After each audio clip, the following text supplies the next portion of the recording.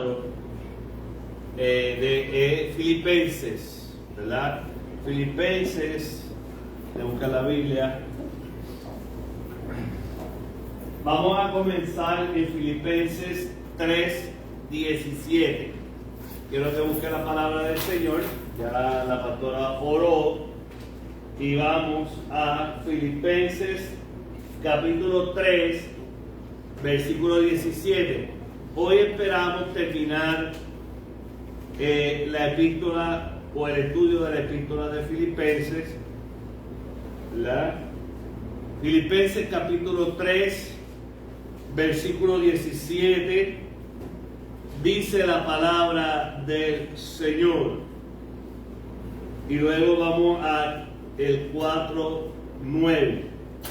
Filipenses capítulo 3, versículo 17 dice: hermanos, sed imitadores de mí, y mirad a los que así se conducen según el ejemplo que tenéis en nosotros.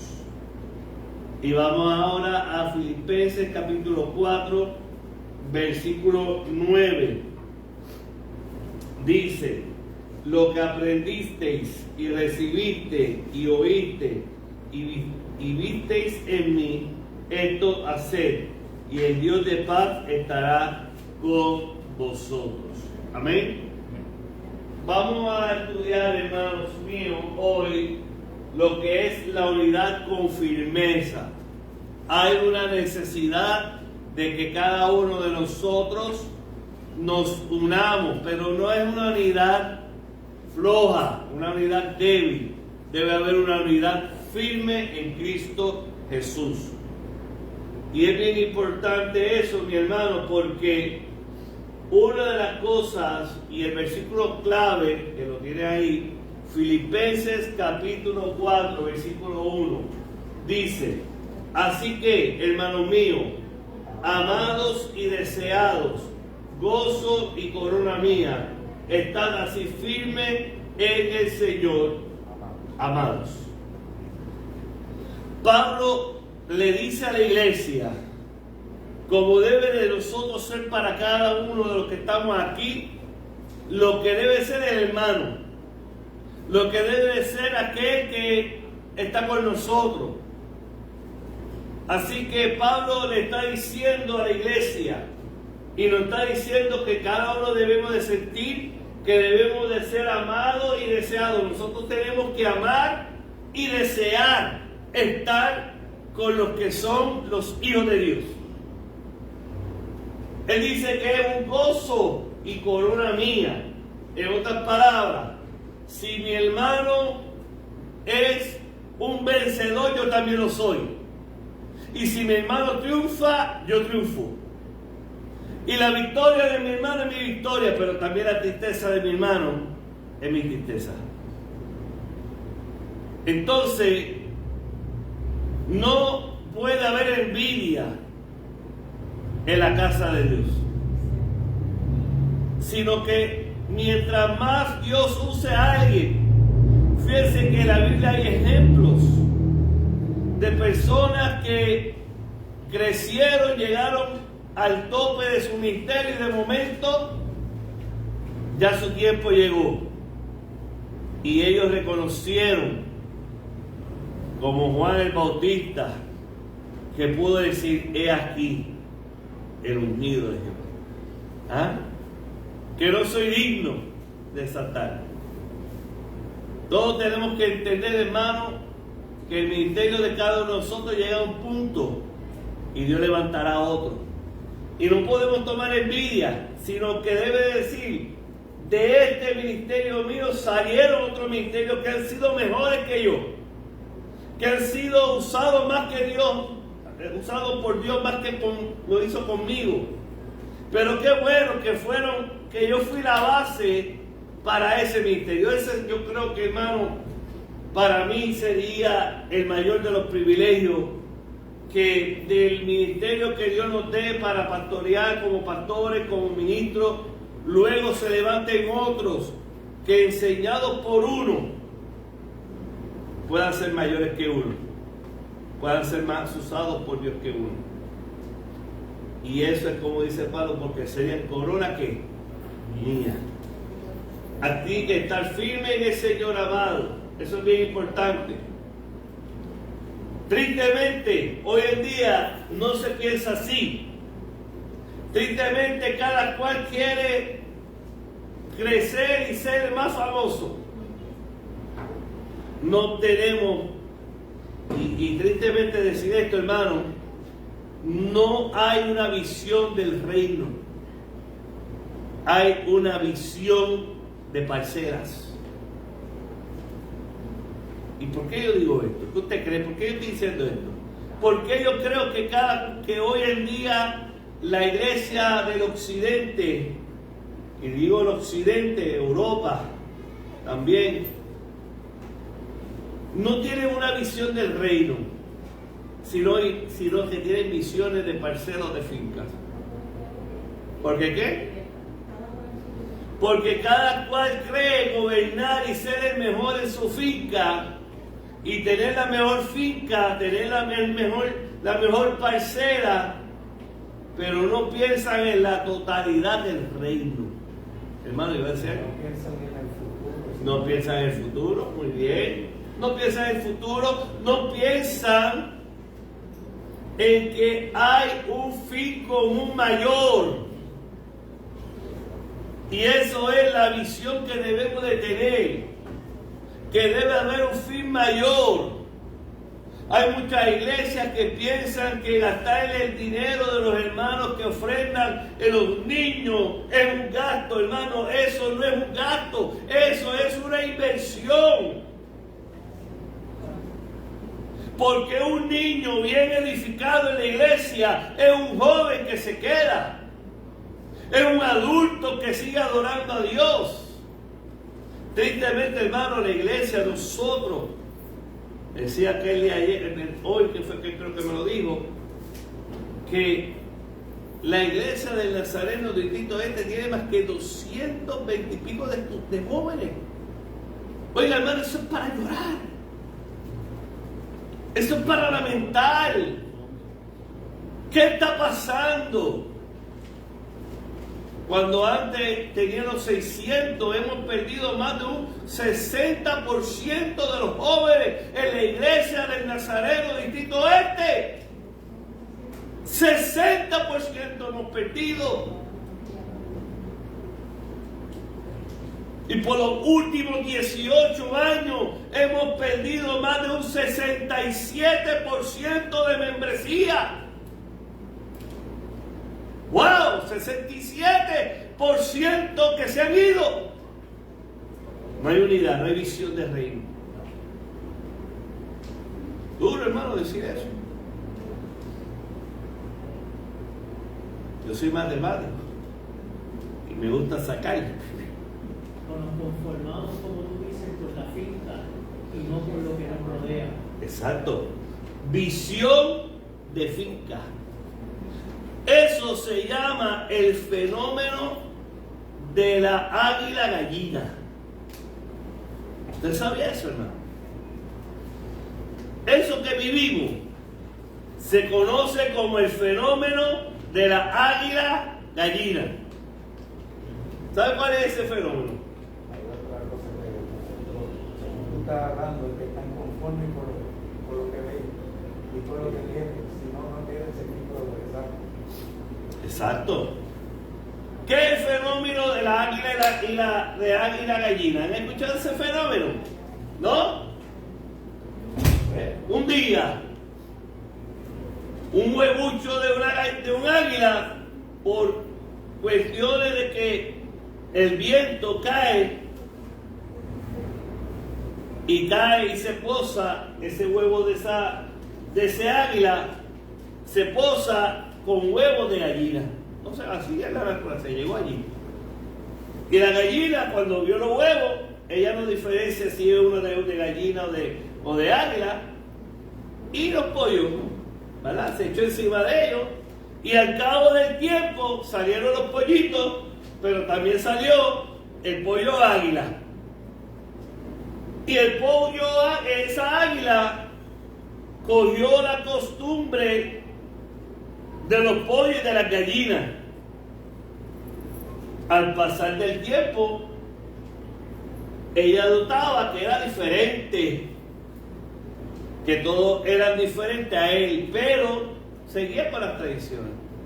Unos días, un tiempo más tarde, unas águilas se le acercaron y le dijeron: ¿por qué tú estás en la tierra cuando tu lugar es en donde? En las alturas, en el cielo. Pero ¿sabe algo? Nadie le había enseñado a volar el alto. ¿Y cómo murió aquella águila? Como una gallina.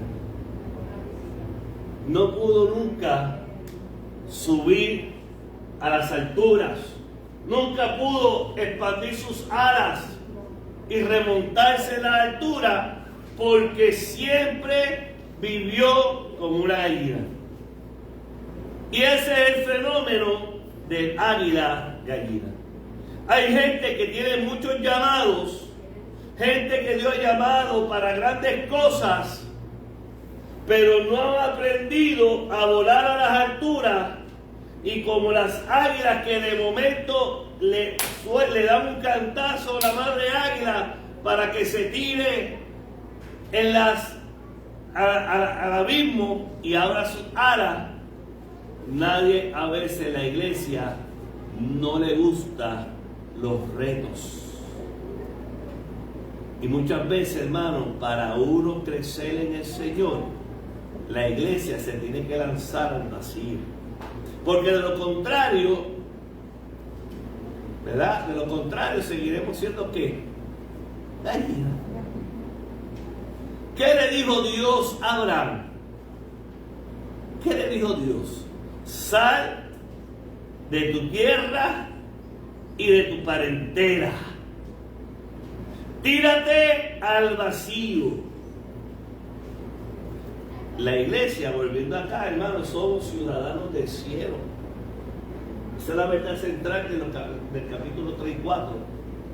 Estamos expuestos a las divergencias. Hoy en día, hermano, estamos muy expuestos a las falsas enseñanzas y ejemplos indignos. Muchos que dicen ser de Dios y no lo son. Y quiero que sepa, hermano, que hay muchos que se aparentan ser obreros, se fue la luz.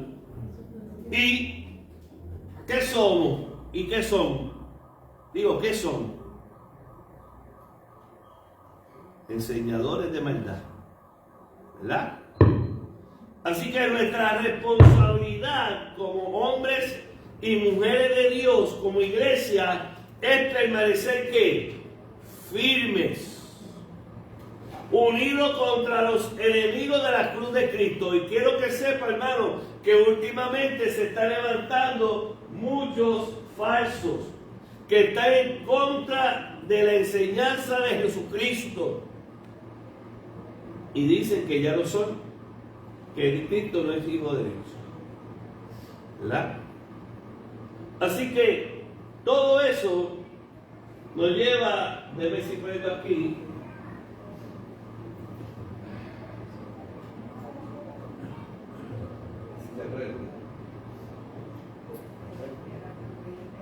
vamos a ver.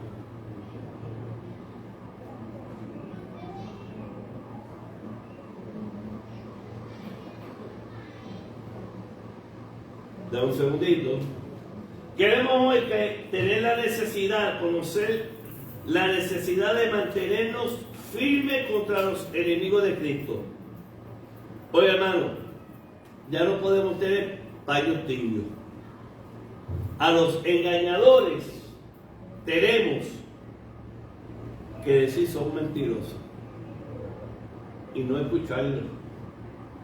También tenemos que tener una actitud de firmeza en mantener y defender las verdades o la verdadera enseñanza de Cristo. Así que esto es bien importante que nosotros lo trabajemos, que lo entendamos. Ya no podemos guardar en silencio la mentira. Porque Utuado dice, no sé a quién pose, el que calla, Otorga. otorga. No, hermano, tenemos que No tener... tiene nada que decir. ¿Ah? El que calla otorga o no tiene nada que decir. O no tiene nada que decir, o no sabe qué decir. Así que, dicho eso, veamos el bosquejo del estudio de hoy. Hermano. Lo que pasa es que a veces no tenemos nada que decir porque no estamos preparados. Claro. O sea, cuando alguien viene y nos dice algo, inclusive usa una cita de la Biblia como un pretexto para sus enseñanzas, entonces nosotros no tenemos con qué refutar eso y lo damos por bueno. O por lo menos decimos, yo leí en algún sitio pero no estoy seguro, y esa persona se basa en la ignorancia.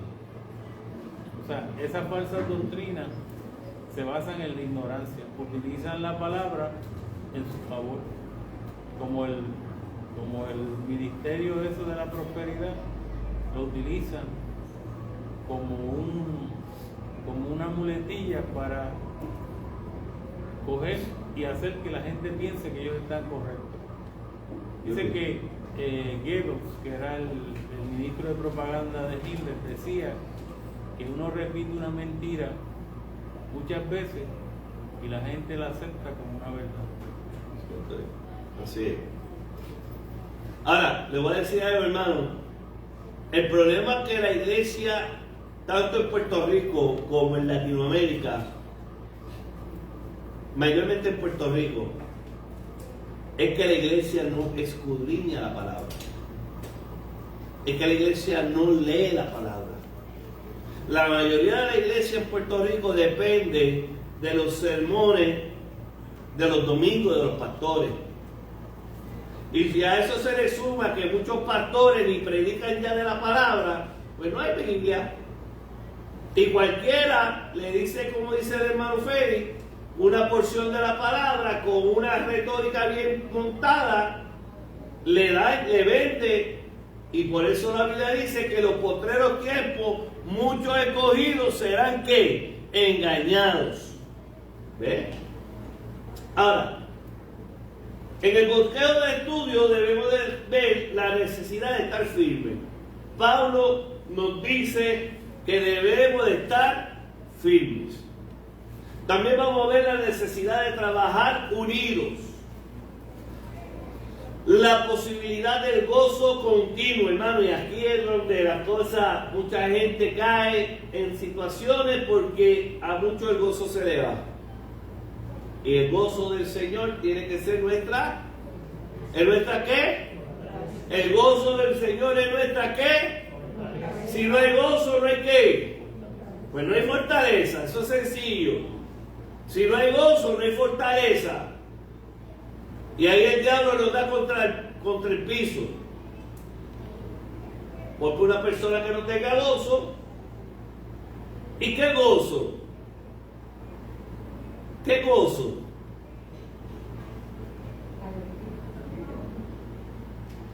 Gozo es sinónimo de qué? De una alegría, pero una alegría pasajera. Es permanente, ¿cómo? ¿Cómo, hermana? En Cristo. ¿Y qué se hace ese gozo? Una persona que está pasando por momentos difíciles, ¿podrá tener gozo? ¿No? Sí. ¿Sí? ¿Qué diremos? ¿Ah? Todos tenemos que tener pruebas. Todos tenemos pruebas. Ahora, en medio de una crisis seria, ¿habrá gozo? ¿Y qué gozo? ¿Es seguridad? ¿Gozo en qué? Paz, salvación. ¿Pero el gozo es qué? Esperanza. Es seguridad, es fe. Todo eso al unirse es gozo. ¿Ve?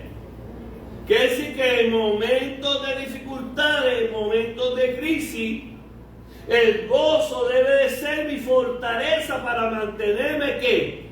Firme. Pues si no, imagínense. Y Pablo dice que debemos tener un gozo continuo. Ah, pues si es continuo, en todo tiempo, en todas circunstancias. Vamos a ver eso ahorita. Y también vamos a ver la posibilidad de llevarnos a elevados pensamientos. Sí, porque Dios quiere que nosotros estemos renovados en la mente. Y nos debemos de renovar en la mente. Y Dios nos invita a meditar en Él. Meditar no es dejar la mente vacía, es elevar nuestros pensamientos, es conectarnos con el Altísimo. Amén. Vamos a ver, para considerar qué condiciones permiten sentirnos unidos dentro de la estructura familiar y de la iglesia. Quiero reaccionar. ¿Qué condiciones usted entiende que debe de permitirnos sentirnos unidos dentro de la estructura tanto familiar como de la iglesia? ¿Qué es lo que debe haber? ¿Qué es lo primero que debe haber? Unidad. No. Para la unidad, el fin. Vamos a decir, todo esto más esto, más esto, más esto es igual a unidad. ¿Qué es lo primero y es lo esencial que debe haber en unidad? Amor. Si no hay amor, olvídese usted lo demás. El pegamento de todo es ¿qué? Amor. ¿Sí o no? ¿Qué demás? Sinceridad. Sinceridad. Muy bien. ¿Qué más? Respeto, que se llama también ¿qué? Ponernos en la posición del otro. Empatía, comprensión, control de uno mismo, ¿verdad? Calor humano. ¿El qué, perdón? Calor humano. Calor humano. Todo eso es bien importante, ¿verdad? Pero lo que es el amor, lo que es la mansedumbre, ¿verdad? Lo que es, como dice Lely, el respeto. Lo que es el conocer que cada uno somos diferentes, pero necesarios. Porque usted dígame si la uña de usted se la huele el canto, Joelo, que te mete un macetazo en la uña, en la pierna, a veces esa uña no es necesaria. Usted nunca se ha metido un macetazo, que Porque no es necesario el dolor. el dolor, ¿verdad? O pierda una ceja para que usted vea. ¿Qué va a hacer una ceja para que usted vea? Todos somos diferentes, pero todos somos necesarios y todo debe de estar unido en el pegamento del amor, que es la célula. Yo digo que es lo que une la célula de todo un cuerpo para que ese cuerpo pueda funcionar bien. Y la Biblia nos compara como que somos el cuerpo de ¿quién? Pues si somos el cuerpo de Cristo, tiene que haber unidad. Porque usted no puede dejar la oreja en su casa. Esa oreja tiene que ir con usted. ¿Sí o no? Así que todas las cosas son importantes. En la iglesia no podemos pensar que el pastor es más importante. No. El pastor tiene una función que Dios le ha dado. Pero no es más importante. Todos somos iguales en el Señor. Que el pastor tendrá que responder, claro que tendrá que responder porque esa es la función que Dios le dio. Pero igual el maestro de escuela bíblica, de igual la persona que limpia la iglesia, de igual manera la persona que ayuda en todas las cosas.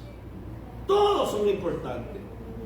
No porque yo sea el que predico soy más importante, no, hermano. Todos somos el cuerpo de Cristo. Entonces, primer punto, la necesidad de estar firmes. Eso lo ve, también irme atrás.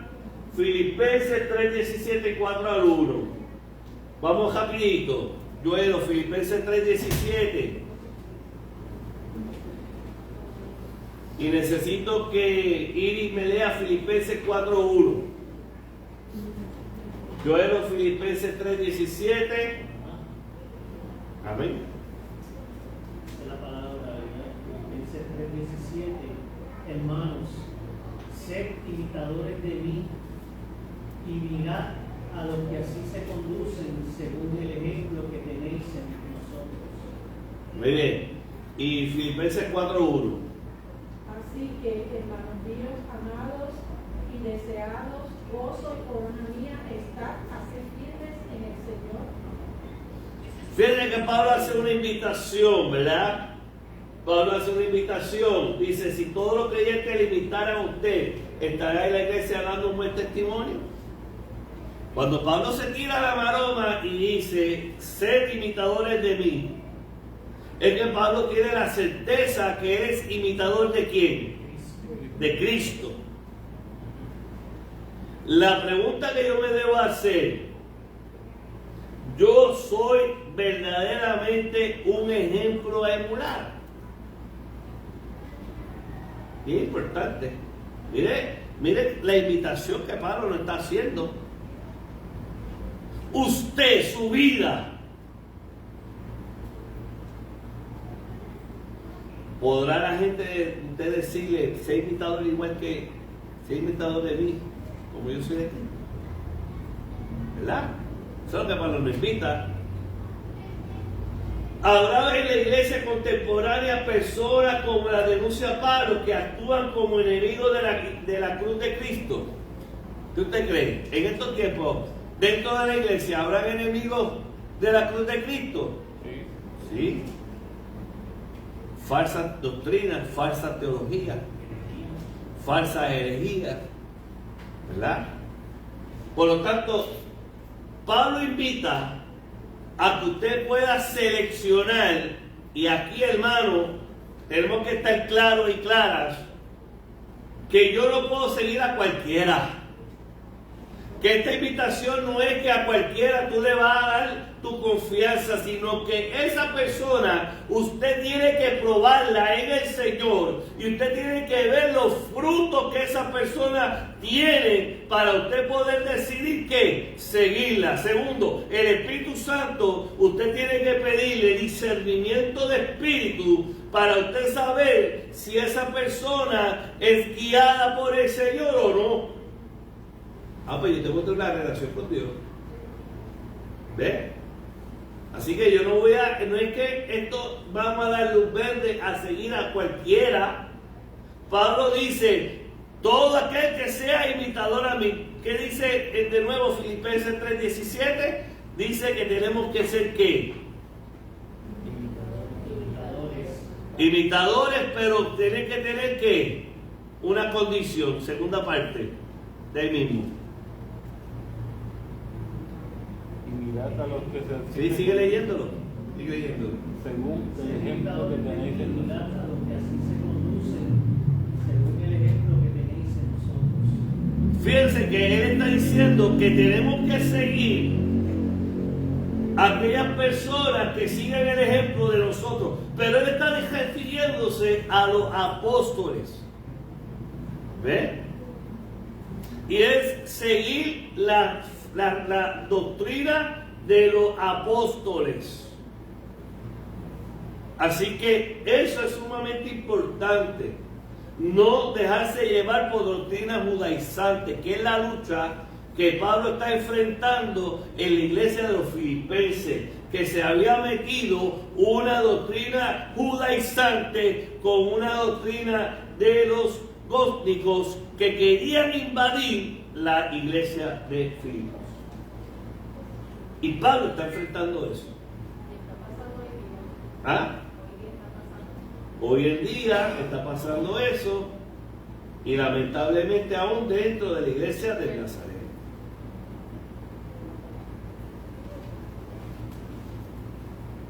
¿Qué significado tiene el que los cristianos tengamos ciudadanía celestial? ¿Qué usted entiende por eso? ¿Somos ciudadanos de este mundo? ¿Ah? No. Nuestra ciudadanía es del cielo.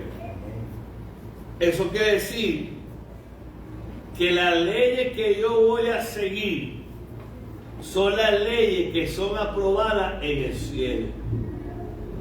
Y vamos a tener cuidado, hermano, porque van a levantarse muchas leyes en contra de la palabra de Dios. ¿Eso significa que yo la voy a seguir? ¿Verdad? Eso está en cada persona.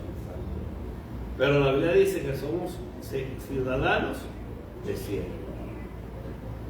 Segundo punto del estudio, la necesidad de trabajar unidos. Filipenses 4, 2 y 3. Ruego a Evodia y Sintique que sean de un mismo sentir en el Señor. Asimismo te ruego también a ti, compañero fiel, que ayudes a estas que combatieron juntamente conmigo el Evangelio con Clemente, también y los demás colaboradores míos, cuyos nombres están en el libro de la vida. ¿Ahí? Muy bien, sí. Fíjense que ahí Pablo está mencionando a Evodia y Sintique en la Biblia. En donde usted ha leído, si se acuerda, en otro lugar que salen estos nombres, ¿verdad? Búsquelo si quiere, googleero, para que usted vea. Hay otra mención que habla de ellos en la Biblia y ellos fueron colaboradores, ¿verdad? Ahora bien, considerando su respuesta a la pregunta anterior, ¿de qué manera entonces afectar a los creyentes la evidencia de pleito entre supuestos hermanos en la fe? Hubo un pleito ahí, ¿verdad? Entre estas personas por la doctrina. Y estas personas fueron personas que llevaron a Pablo a ponerse de pie. Lo importante de esta mención es que en la iglesia van a suceder pleitos. Eso es normal. Es la forma en que se intervienen los pleitos. Los pleitos de la iglesia, las situaciones, no se valen, se enfrentan. Si una iglesia tiene un problema donde hay pleito entre hermanos, hay que enfrentarlo, como establece la Biblia. La Biblia dice que lo primero es que hay que llamar, el líder de la iglesia tiene que llamar a esas personas en pleito y ponerse como que, como mediador. Si no resuelve el problema, tiene que buscar unos testigos para hablar con esas personas para remediar nuevamente el problema. De lo contrario, tiene que presentar la situación ante el pleno de la iglesia. Mucha gente se preguntará, pero si hay un pleito en la iglesia, pues mire, hay veces que hay que enfrentarlo, porque si no se enfrentan, se da, ¿verdad?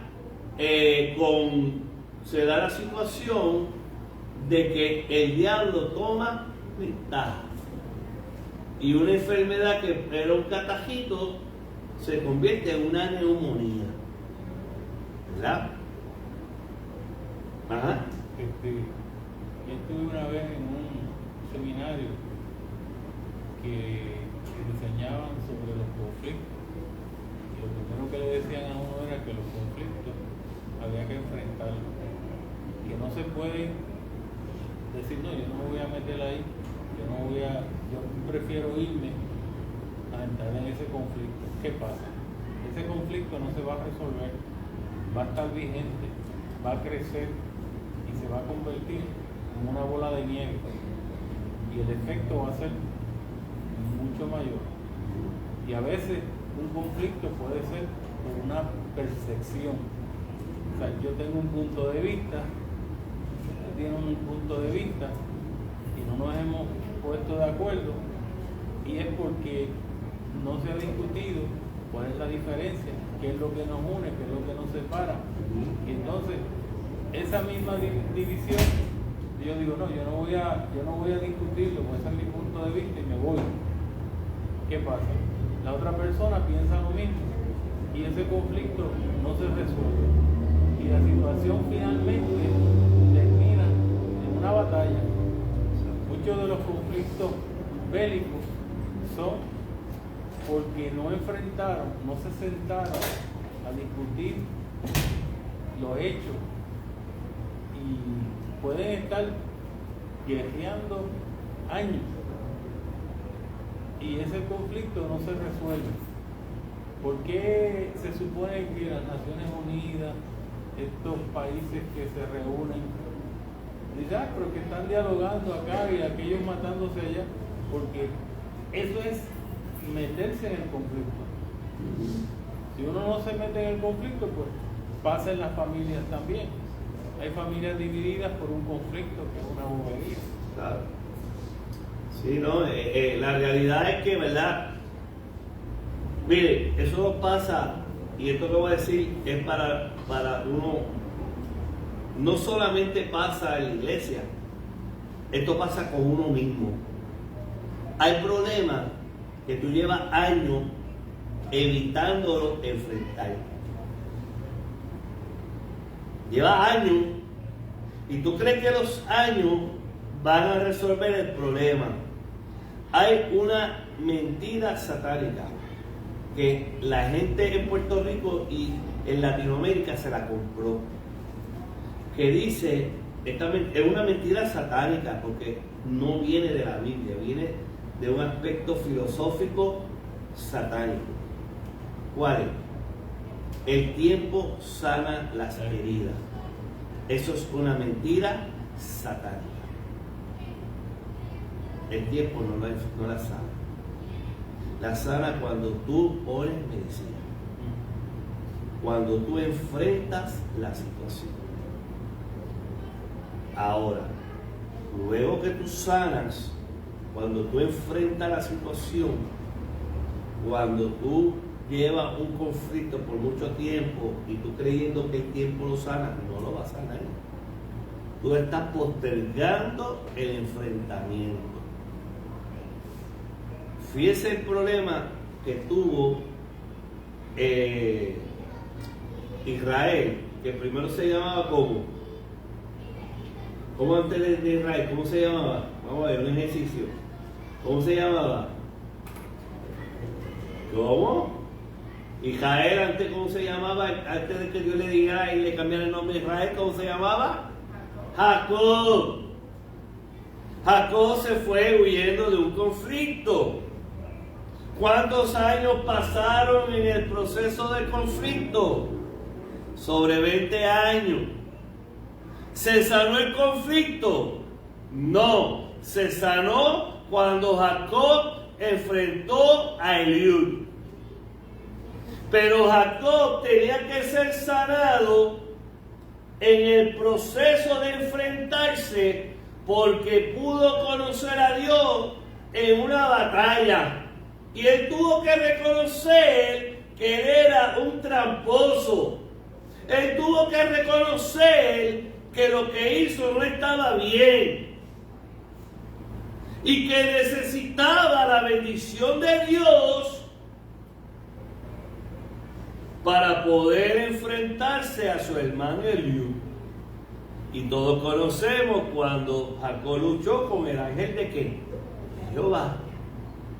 ¿Qué era la lucha? Si no me bendices, pero usted tiene que ver, hermano, en el contexto, nosotros lo vemos muy superficial en el español.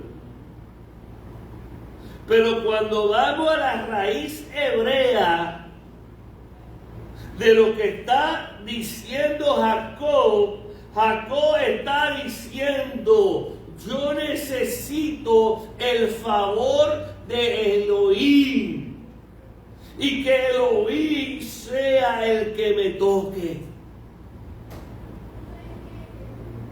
Mucho más profundo. No es solamente si me bendice no te va, no.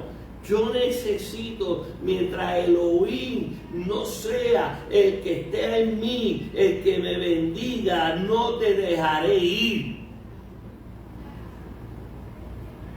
Es una necesidad de que Él, para poder, porque ¿quién Él decía? Al otro día tenía que enfrentarse a quién. Fíjense la historia. Él pasa a su familia al otro lado del río y Él se queda. Porque en Él había miedo.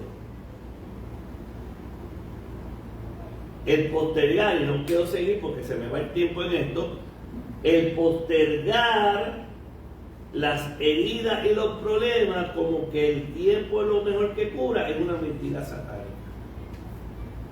La verdadera sanidad viene cuando tú te enfrentas diciendo al Señor, yo no puedo, necesito intervención, necesito que tú me bendigas, necesito que me des la gracia.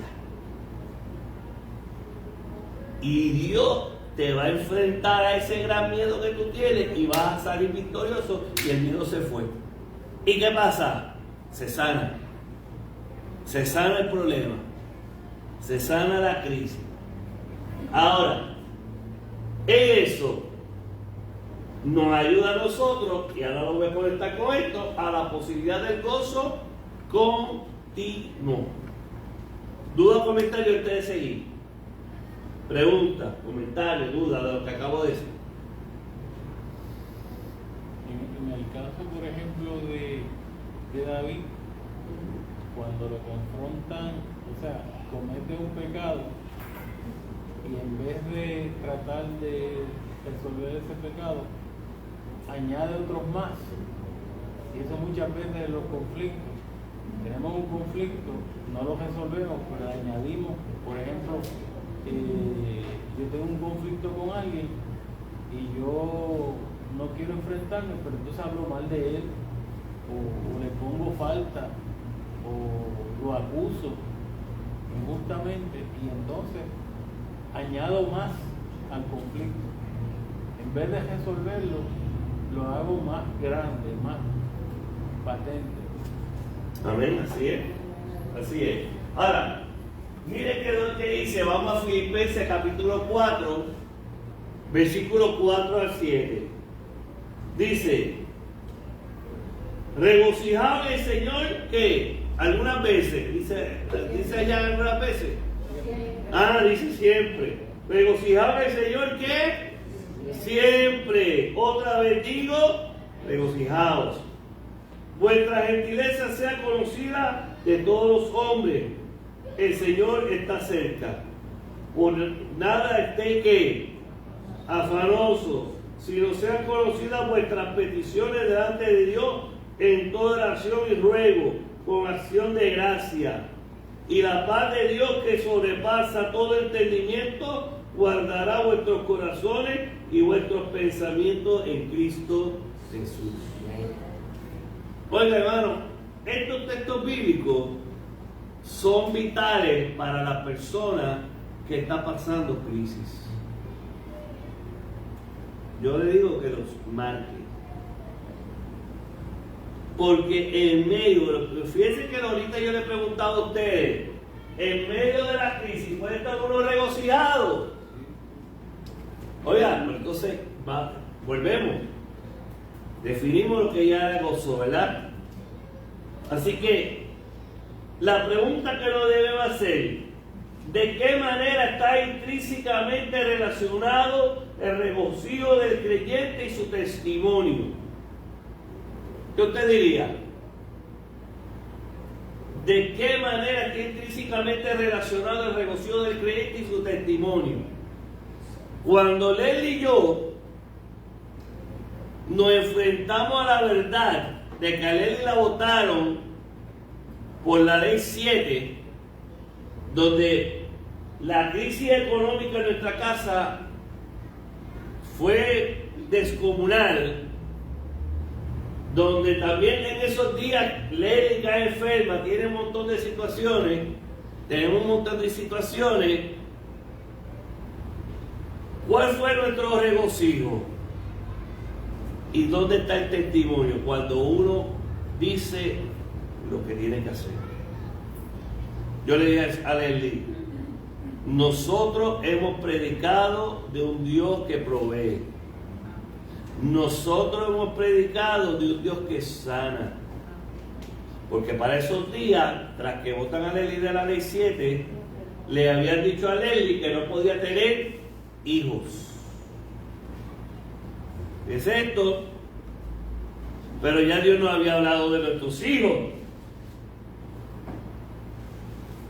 Y yo le dije a ella, ahora, y esto es lo que viene, el gozo y el regocijo viene cuando tú declaras con tu boca al Dios de los cielos. Yo le dije, y ahora nosotros vamos a conocer al Dios que provee, al Dios que suple. ¿Ah? Amén. Diga eso, ¿verdad? Uno tiene que decir lo que uno espera de parte de quién, de Dios. Y ese es parte de nuestro regocijo, reconocer que nosotros no somos nada, pero tenemos un Dios que grande, un Dios que ha hablado, un Dios que ha dicho. Oiga, hermano, y en el proceso de vez en cuando dudamos, de vez en cuando, yo lo digo por mí, yo no puedo hablar por nadie más, ¿verdad? De vez en cuando viene Jeparo de vez en cuando, como que, yo no puedo hablar por nadie, yo soy muy dado a veces a la depresión, soy yo. Yo no me creo sobre espiritual, hermano. Yo, si no estuviera agarrado de Dios, estuviera escogotado. Pero en esos procesos, siempre Dios tiene misericordia. ¿Ves? Y puedo decir hoy, Ebenezer. Hasta aquí nos ha ayudado Dios. Cuando más creo que las cosas van bien, de momento me vienen las malas noticias. Pero ¿sabe qué? He aprendido a regocijarme porque he puesto mi confianza en eso. Y ese gozo. ¿Alguien más quiere decir algo? Amén, hermano. A mí me pasó algo similar. A mí me despidieron de forma injusta mientras yo trabajaba aquí en Ponce. Y de hecho no me dieron nada porque me exigían que no podía trabajar en ningún sitio que hiciera los mismos productos que ellos. Yo digo, me botas y no me permite buscar trabajo. Y recuerdo que mi hijo mayor estaba estudiando ingeniería en Cleveland. Y yo hablé con él por teléfono y le conté lo que estaba pasando y él me dijo, ¿y ahora cómo vamos a hacer para yo seguir estudiando? Yo le digo, tú sigues estudiando porque yo sé en quién he creído. Siempre recuerdo esa frase porque fue lo que se me ocurrió, me vino a la mente. Yo sé en quién he creído. Yo fui fiel al Señor durante todo el periodo hasta que salí de la cuestión económica, porque yo negocié con Dios. Yo le dije, si yo salgo de todos estos problemas económicos, yo no vuelvo a caer en ellos. Y Dios me ayudó. Salí, nunca tuve problemas económicos de que no pudiera pagar una deuda, y salí de las deudas.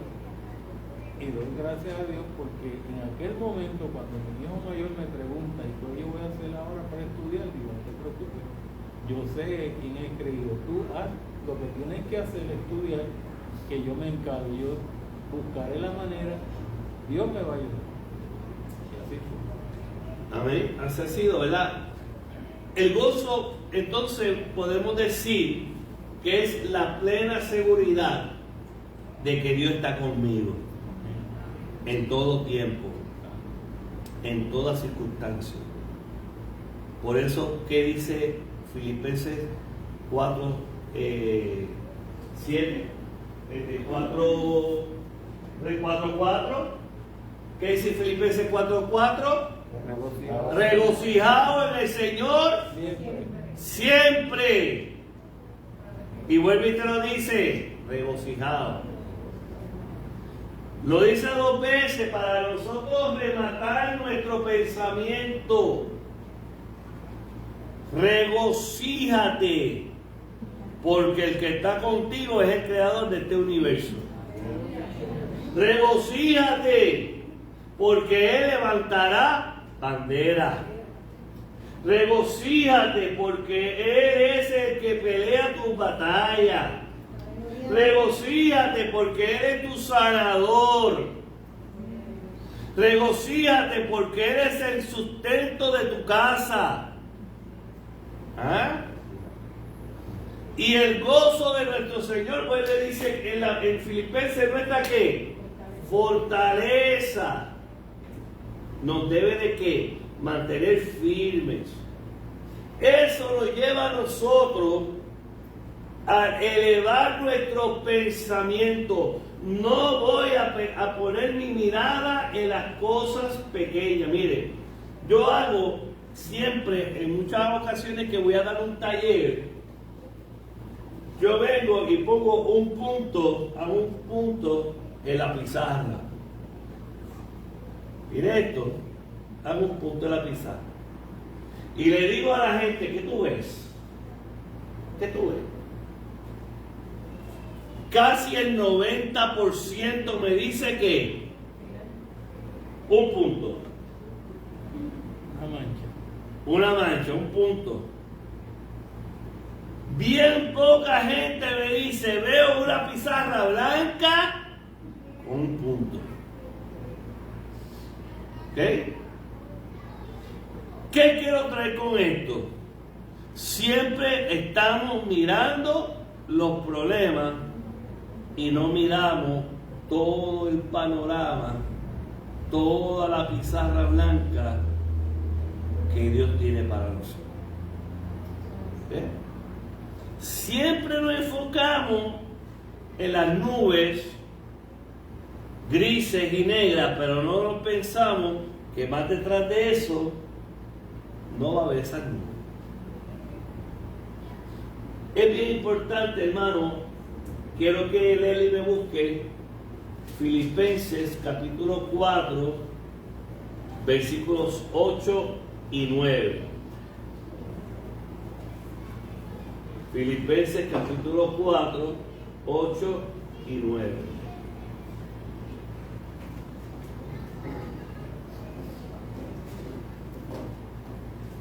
Miren todo lo que nosotros debemos de pensar. Filipenses 4, 8 y 9.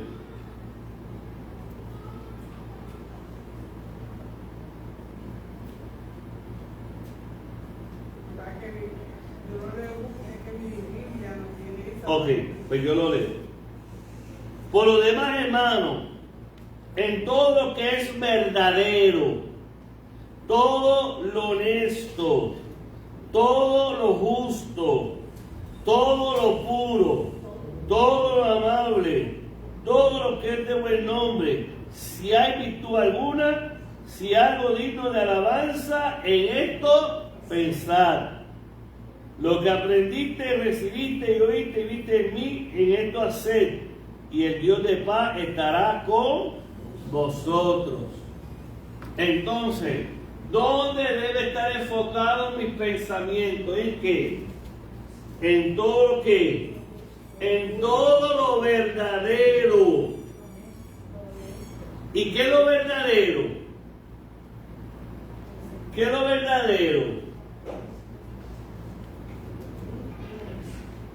¿Ah? ¿Qué es la verdad? Cristo. ¿Y qué es todo lo verdadero? Todo lo que es Cristo. En todo lo verdadero. En todo lo honesto.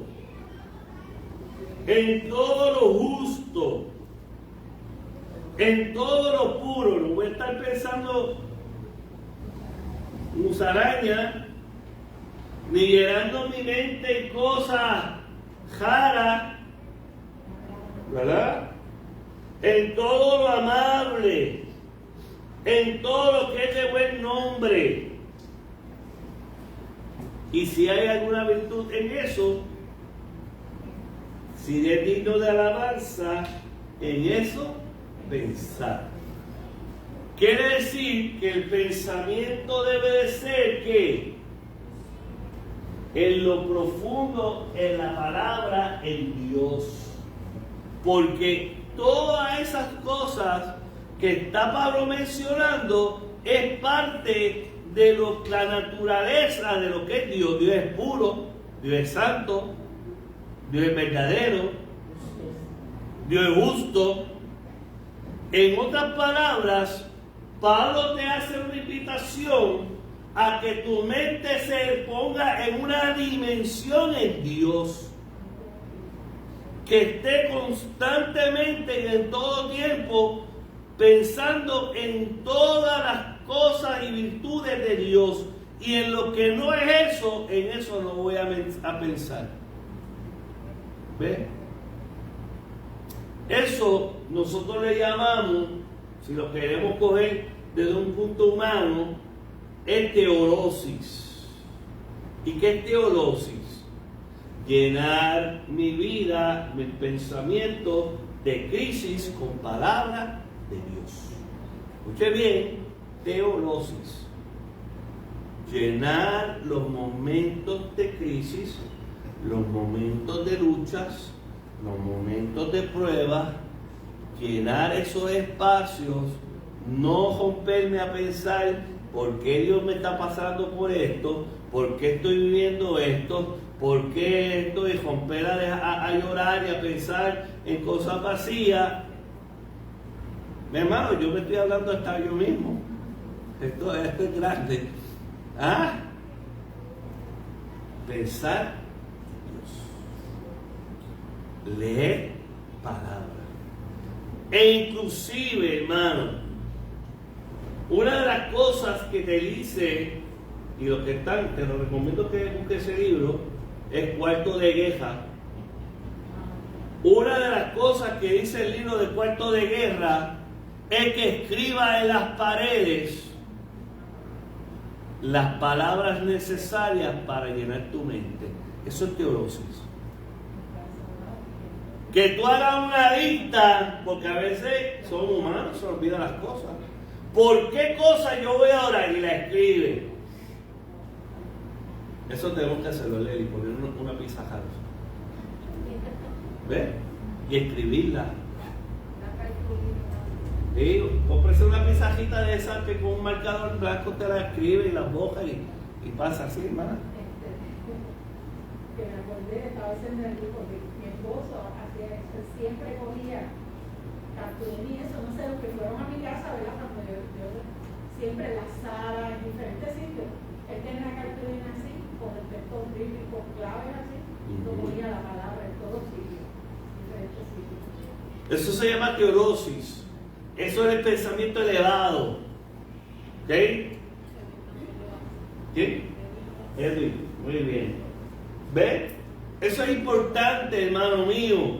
¿Por qué? Porque la realidad es que Pablo nos dice en todo lo puro, en todo lo justo, en todo lo que tiene buen nombre. ¿Y qué es eso? Pues es Dios. ¿De dónde tú puedes sacar eso? De la Biblia. ¿Ve?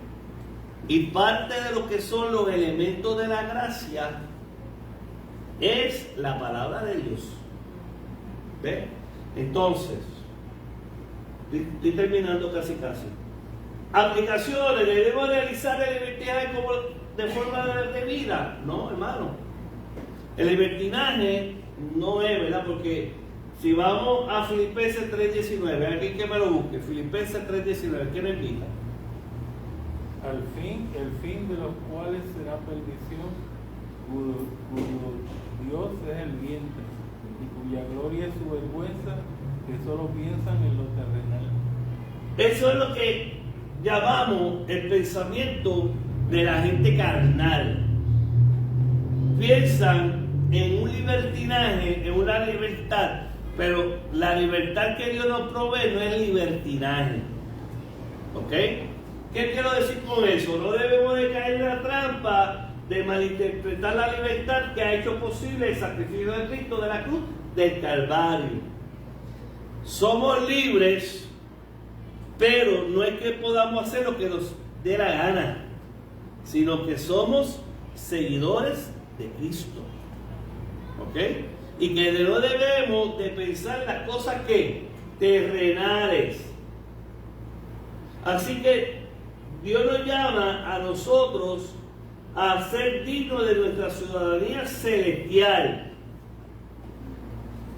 Así como un ciudadano extranjero procura honrar su nación natal en el país en que reside, el cristiano debe tener un comportamiento que dé un buen testimonio de su ciudadanía celestial. Hermano, nosotros no debemos ser cristianos nada más aquí en la iglesia, aquí cualquiera, en el trabajo, en la casa, en todo lugar. ¿Ves? Sí. Yo he tenido experiencia de gente que me ha contado cosas, hermano, que yo me quedo bobo. ¿Verdad? De gente que se dice predicadores, que tienen y la mujer y los hijos la tienen mejor. Yo tengo esa experiencia. Gente que enseñan en la iglesia y en la casa son unos demonios. ¿Ves? Terrible. Gente que son pastores y le meten las pelas grandes. A la vez que la mujer haga un comentario fuera del lugar de la iglesia, en la casa lo que viene es bofeta limpia. Sí, hermano. Entonces, por eso habrá muchas sorpresas en el cielo. Creyendo que hay gente de Dios que está en el cielo, está en el infierno allá, quemándose, ¿verdad? Así que debemos de vivir de una manera distintamente cristiana. Esto es bien importante, hermano mío. De manera que el gozo, la amabilidad, que muchos han perdido eso, hermano, la amabilidad. La oración con actitud de dependencia, no dame, no es un Dios dame, es depender, es sumergirme, ¿verdad? Y acción de gracia y la paz pueden ser realidades palpables en nuestra vida. Yo dependo de Dios, como le decía. ¿Ven? Entonces, debemos de ser cristianos distintos. Cristianos enfocados en la verdad. De que somos hijos de Dios. Y que a Dios nadie lo podrá engañar.